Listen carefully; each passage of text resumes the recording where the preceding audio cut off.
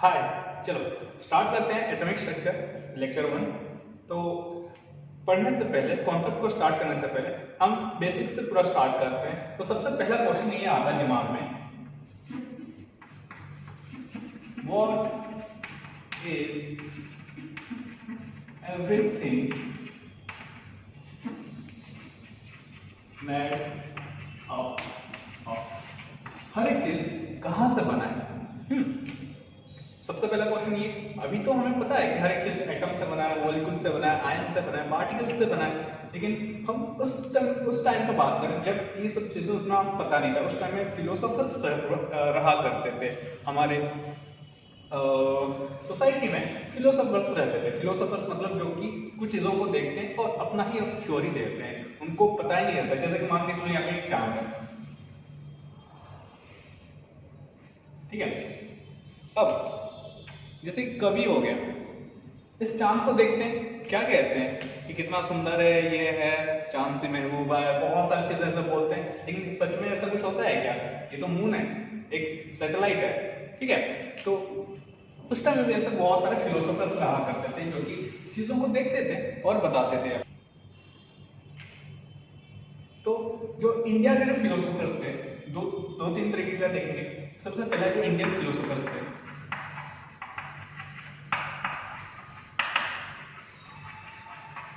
Indian philosophers थे, इनका मानना था कि जितने भी चीजें हैं दुनिया में या फिर जो भी चीजें बना है वो 5 तत्वों से लेकर बना है, 5 basic elements.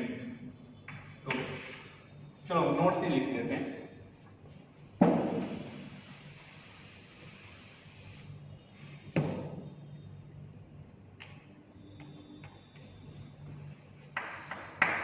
In ancient time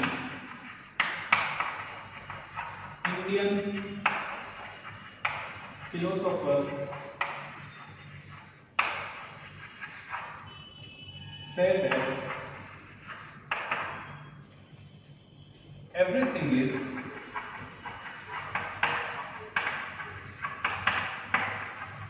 made of 5 basic elements। 5 basic element से हर एक चीज बना है। और ये 5 बेसिक एलिमेंट है क्या?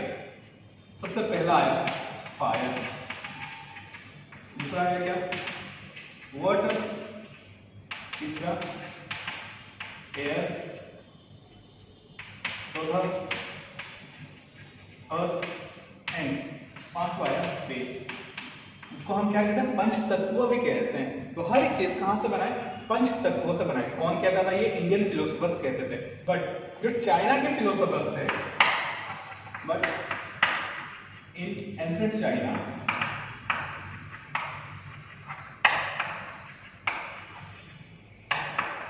They believe everything is made of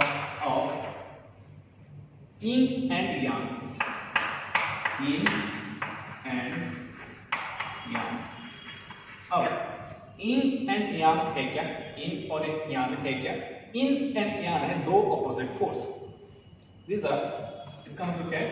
to opposite force. कभी ना कभी चाइना में ऐसा सिंबल तो देखा होगा।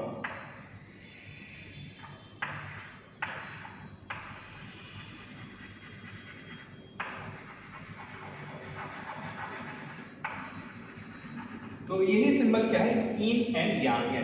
इसका मतलब जो भी चीजें हैं दुनिया में वो दो ऑपोजिट फोर्स को लेकर बना है। अगर दिन है तो रात है, अगर अच्छा है तो बुरा है, अगर मेल है तो फीमेल है, ठीक है। और अगर बात करें तो अगर लाइट है तो डार्कनेस है। तो बहुत सारे ऐसी चीजें जो कि ऑपोजिट को लेकर बनाए हैं हमारी दुनिया। लेकिन अभी के जो मॉडर्न साइंटिस्ट है, ये तो सिर्फ फिलोसफी को मानते नहीं, इनको तो पूरा प्रूफ चाहिए। तो इसलिए इन सबको हम एक्सेप्ट नहीं करते। चीजें हमारे पुराणों में लिखा गया है कि हर एक चीज ऐसा बना है, लेकिन हम साइंस की दुनिया में हैं अभी, तो हमें हर एक चीज के लिए प्रूफ चाहिए। तो मॉडर्न साइंटिस्ट रहे बहुत सारे एक्सपेरिमेंट किए और उन्हीं से उनको पता चला कि दुनिया का हर एक चीज कहां से बना है, स्मॉल पार्टिकल से बना है। क्या नाम दिया गया? पार्टिकल्स नाम दिया गया। अब ये पार्टिकल क्या हो सकता है? या तो ये आयन हो सकता है, ये मॉलिक्यूल हो सकता है, और या फिर ये क्या हो सकता है? एटम हो सकता है। हर एक चीज कहां से बना है? आयन या फिर मॉलिक्यूल्स या फिर एटम्स, इन सबको लेके बना है। History of atom. ठीक है, देखो इंडियन फिलोसोफर्स एक महर्षि रहा करते थे बहुत पहले, एंशिएंट इंडिया टाइम में। एक महर्षि थे जिनका नाम था महर्षि कनद।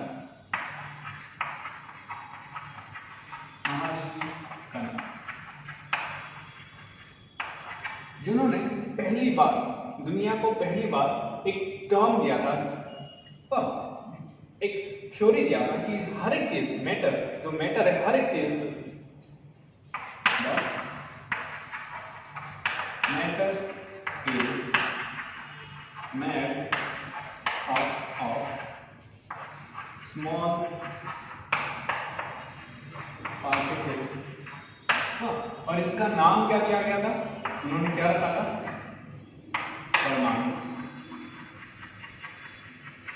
परमाणु। इसका नाम रखा था किसने? महर्षि कनद ने। कि हर एक चीज कहां से बना है? कण को लेके बना है। हर एक चीज कण को लेके बना है, और वो कण क्या है? परमाणु है। परमाणु का मतलब जैसे कि आज के जमाने में इसको हम एटम लिखते हैं, सुना होगा ना, एटॉमिक बम, परमाणु बम। ठीक है, परमाणु। और अगर ये परमाणु है, बहुत सारे परमाणु को लेके क्या बना है? अणु बना है। इसको हम क्या कहते हैं? मॉलिक्यूल कहते हैं। तो महर्षि कनद ही थे जो कि पहली बार दुनिया को बताया था कि हर एक चीज कहां से लेकर बना है? परमाणु से लेकर बना है, स्मॉल पार्टिकल्स को लेकर बना है। और ये पार्टिकल को क्या नाम है? कण उन्होंने नाम दिया था। चलो, फिर कुछ साल बाद एंशिएंट ग्रीक में, कहां पे? एंशिएंट ग्रीक,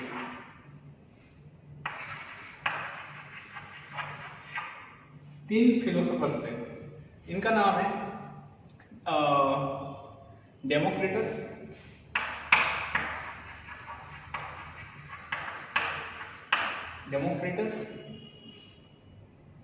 एपिक्यूरस एंड और एक है इनका नाम ल्यूकिपस।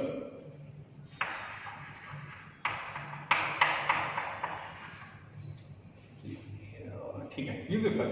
ये तीन फिलोसोफर्स थे जिन्होंने पहली बार एक टर्म इंट्रोड्यूस किया था जिसका नाम क्या था? एटम था।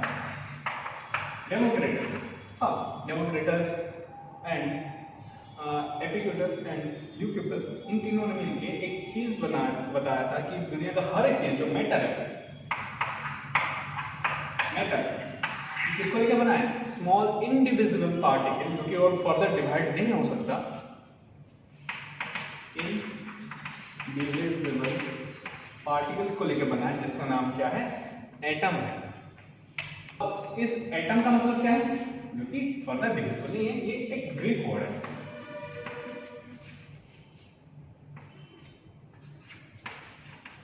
जो एटम है ये ग्रीक वर्ड है, जिसका मतलब और डिवाइड नहीं हो सकता। तो देखो, महर्षि कनद एंड डेमोक्रिटस, इन दोनों ने ही एक ही चीज को बोला कि जो मैटर है वो एक स्मॉल पार्टिकल्स को लेके बना है। इन्होंने नाम दिया था क्या? इसको परमाणु नाम दिया था, और इन्होंने नाम दिया था एटम। दोनों ही एक ही चीज को बता रहा है, लेकिन जो मॉडर्न साइंटिस्ट जो है उन्होंने ये नाम को ही चुना है। ये नाम को चुना, दोनों ही सेम चीज है। मैटर का सबसे स्मॉलेस्ट पार्टिकल को हम क्या कहते हैं? एटम कहते हैं। ठीक है, उसको परमाणु भी कहो, लेकिन साइंटिस्ट लोगों ने इसी नाम को ही चुना है। दोनों ही किसके बेस पे है? ये दोनों ही फिलोसफी है।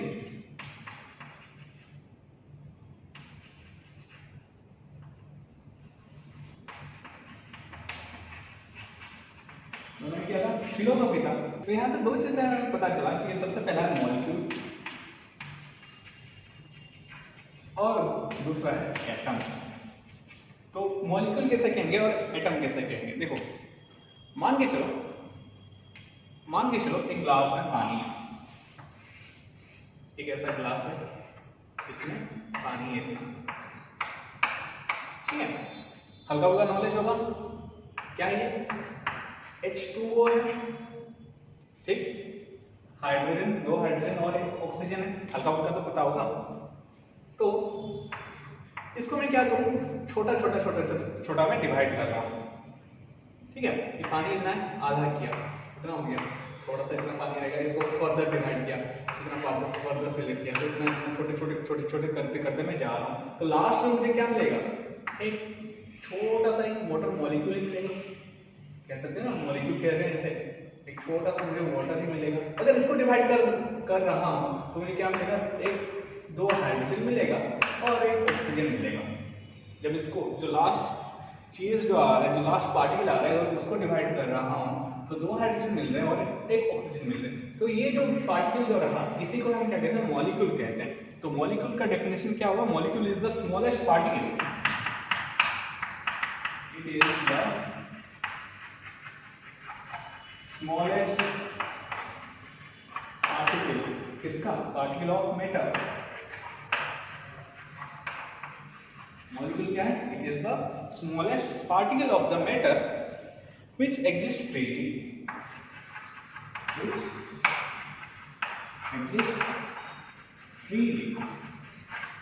क्योंकि फ्रीली एग्जिस्ट करता है, and have identity of the compound, and have identity of the compound, ठीक है।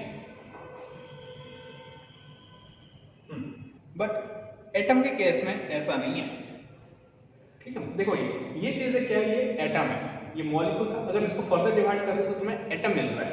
तो एटम को क्या लिख सकता हूं? It is the smallest particle of matter. ये मैटर का सबसे स्मॉलेस्ट पार्टिकल है, तोड़ते तोड़ते हुए अंदर तक जा रहे हैं, सबसे स्मॉलेस्ट पार्टिकल which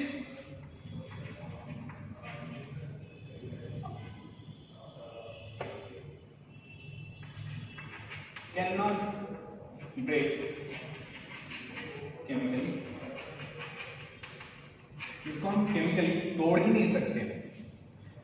वाह, यहाँ पे बहुत सारे बॉन्ड्स होते हैं, अगर हल्का फुल्का नॉलेज होगा तो। जैसे अगर वाटर का अगर बात करूँ, ऑक्सीजन है यहाँ पे एक हाइड्रोजन, यहाँ पे एक हाइड्रोजन, तो ये जो बॉन्ड है इसको तोड़ने के लिए हम क्या यूज करते हैं? बहुत सारे केमिकल्स यूज करते हैं। तो एटम को ऐसे तोड़ नहीं सकते, मॉलिक्यूल को तोड़ सकते हो लेकिन एटम को तोड़ नहीं सकते। अगर यहाँ से अगर देखें तो ये एक एटम, ये एक एटम है और ये एक एटम, तीन एटम है यहाँ पे। तो it is the smallest particle of the matter which cannot break chemically and it retains its identity in chemical reaction. It retains its identity in chemical reaction.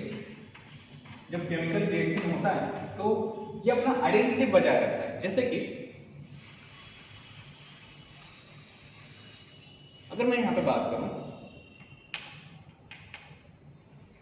Simple सा वही लेते हैं, H2 plus O2 gives H2O। मैं इसको balance नहीं कर रहा। तो अब देखो, यहाँ पे हाइड्रोजन था, यहाँ पे ऑक्सीजन था, मिला क्या? हाइड्रोजन और ऑक्सीजन का ही कंपाउंड मिल रहा है मुझे, हाइड्रोजन और ऑक्सीजन का ही मॉलिक्यूल मिल रहा है मुझे, ठीक है। तो ऐसा नहीं है कि हाइड्रोजन है, अगर ऑक्सीजन की तुम अगर ले रहे हो तो यहाँ से तुम्हारा कोई दूसरा चीज फॉर्म हो रहा है, यहाँ से कहीं तुम्हारा सोडियम फॉर्म नहीं हुआ, यहाँ से कहीं तुम्हारा गोल्ड फॉर्म नहीं हुआ, या फिर ये तो सिल्वर है, चलो ये गोल्ड है, तो सिल्वर फॉर्म नहीं हो रहा या फिर गोल्ड फॉर्म नहीं हो रहा, क्या फॉर्म हो रहा है? हाइड्रोजन और ऑक्सीजन का ही कंपाउंड फॉर्म होगा। ये हाइड्रोजन कभी भी चेंज नहीं हो रहा है या फिर ये ऑक्सीजन चेंज नहीं हो रहा। तो केमिकल रिएक्शंस में एटम्स कभी भी चेंज नहीं होते, ये अपना आइडेंटिटी हमेशा बजाय रखना है। अगर ये हाइड्रोजन है तो यहाँ पे भी हाइड्रोजन होगा, अगर यहाँ पे ऑक्सीजन है यहाँ पे भी ऑक्सीजन ही होगा, दूसरा चीज फॉर्म ही नहीं होगा। ठीक है, तो स्मॉलेस्ट पार्टिकल है जो कि ब्रेक नहीं हो सकता और ये रिएक्शंस में पार्टिसिपेट करते हैं, it retains it's identity in a chemical reactions. And atom, it can exist freely. It may exist freely or not.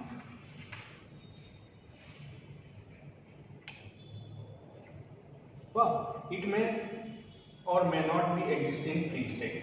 जैसे कि कुछ एटम है जो कि फ्री स्टेट में रहते ही नहीं है। जैसे कि अगर मैं बात करूँ सोडियम हो गया, वाह, या फिर फॉस्फोरस हो गया। सोडियम ऐसे खुले में रखो आग लग जाता है, फट जाता है। फॉस्फोरस का भी सेम सीन है, ये बहुत ही ज़्यादा रिएक्टिव है। तो ये सब चीज़ें ऐसे फ्रीली एग्जिस्ट नहीं करते, वाह, ये हमेशा कंपाउंड फॉर्म करें, क्या नहीं, ये हम आगे पढ़ेंगे। लेकिन ऑन द अदर हैंड अगर मैं हीलियम का बात करूँ या फिर नियन का बात करूँ या फिर आर्गन का बात करूँ, ये कुछ ऐसे एटम्स हैं जो कि फ्री स्टेट में एग्जिस्ट करते हैं। अब और एक चीज़ है, ये जो एटम है, ये एटम हमेशा कहाँ पे रहता है? परपेचुअल मोशन में रहता है, परपेचुअल मोशन। अब परपेचुअल मोशन का मतलब क्या है? एक ऐसा टाइप का मोशन है जो कि कंटिन्यूअसली चलता ही रहेगा विदाउट स्टॉपिंग, कभी भी रुकेगा नहीं। और हाँ, ये चीज़ कहीं कुछ हद तक सही भी है, हमने पढ़ा है जो पार्टिकल से क्या दिखाते हैं? ब्राउनियन मोशन दिखाते हैं, ब्राउनियन मोशन दिखाते हैं। और इसलिए जो डिफ्यूजन होता है, बहुत सारी चीजें फिनोमेना होता है, तो यही है, एक एटम हमेशा क्या रहता है? मूव होते रहते हैं। अब देखो वही चीज नोट्स है, ये नोट कर लेना। What is everything is made of? हर एक चीज कहां से लेकर बना? In ancient time Indian philosopher says that everything is made of 5 basic elements ना, एयर हो गया, वाटर हो गया, फायर हो गया, अर्थ हो गया, स्पेस, इन सबको लेकर बना है। लेकिन चाइना में क्या माना जा रहा था कि हर चीज कहां किसको लेके बना है? इन एंड यांग को लेके बना है। वाह, बेसिकली ये है क्या? ये दो ऑपोजिट फोर्सेस हैं। अगर दिन है तो रात है, अगर मैन है तो वुमेन है, अगर डार्कनेस है तो लाइट है, और लाइट है तो डेथ है। तो हर एक चीज इन दोनों को लेके बैलेंस होके क्या बना है? दुनिया बना हुआ है। ठीक है, लेकिन मॉडर्न साइंस जो है ये फिलोसफीज को ये सब मानता नहीं, it is based on the truth of the evidence, so these concepts were not considered by the scientists. तो इसलिए ये सब कॉन्सेप्ट्स को हम कंसिडर ही नहीं करते। ठीक है, history of atom in ancient India, Maharshi कनर who first proposed the matter is made of small indivisible particle, ये वही है जो कि पहली बार दुनिया को बताया था ना। फर्स्ट यही इंसान थे, तो फर्स्ट है जो कि चीजें कहाँ से, ये जो मैटर कहाँ से लेके बना है? स्मॉल इंडिविजिबल पार्टिकल्स को लेके बना है, जिसको हम क्या कहते हैं? परमाणु और अणु कहते हैं। और ये कहाँ से आया? संस्कृत से आया, संस्कृत लिटरेचर है जहाँ परमाणु का मतलब एटम है और अणु का मतलब मॉलिक्यूल्स है। In ancient Greek, Democritus, Epicurus, and Leucippus theorized that matter is made of a small particle, जिसका उन्होंने नाम क्या दिया था? एटम नाम दिया था। अब इन ग्रीक लैंग्वेज एटम का मतलब क्या है? इनकेपेबिलिटी ऑफ बीइंग कट और इंडिविजुअल, जिसको हम फर्दर काट नहीं सकते या फिर जिसको हम फर्दर डिवाइड नहीं कर सकते। ठीक है, all the Indian and Greek concepts of atom were based purely on philosophy. ये सब क्या था? पूरा का पूरा फिलोसफी था। इनके पास कुछ प्रूफ नहीं था, ये बस देखते थे, ऑब्जर्व करते थे और उसी के हिसाब से अपना कॉन्सेप्ट, अपना थ्योरी देते थे। ठीक है, modern science has retain the name coined by the Democritus. तो डेमोक्रिटस ने जो नाम दिया था उसी को ही मॉडर्न साइंस ने क्या किया? उसी नाम को ही बजाय रखा है, मतलब एटम बजाय रखा है। तो एंट्रेंस में क्वेश्चन पूछा जाता है कि who coined the name atom, या फिर एटम जो नाम है किसने दिया था? डाल्टन ने नहीं दिया था, डाल्टन ने थ्योरी दिया था, वो हम आगे देखेंगे। लेकिन एटम का जो नाम है किसने दिया था? ये डेमोक्रिटस ने दिया था। ठीक है, चलो लिख लो। तो ये वीडियो में सिर्फ इतना ही। नेक्स्ट वीडियो में हम देखेंगे कि डाल्टन का एटॉमिक थ्योरी और उनका एडवांटेजेस क्या था, क्या क्या उनका लिमिटेशंस था, और बहुत सारे कॉन्सेप्ट्स हैं उसी में भी देखेंगे, क्वेश्चंस में कुछ देखेंगे। चलो मिलते हैं नेक्स्ट वीडियो पे, बाय।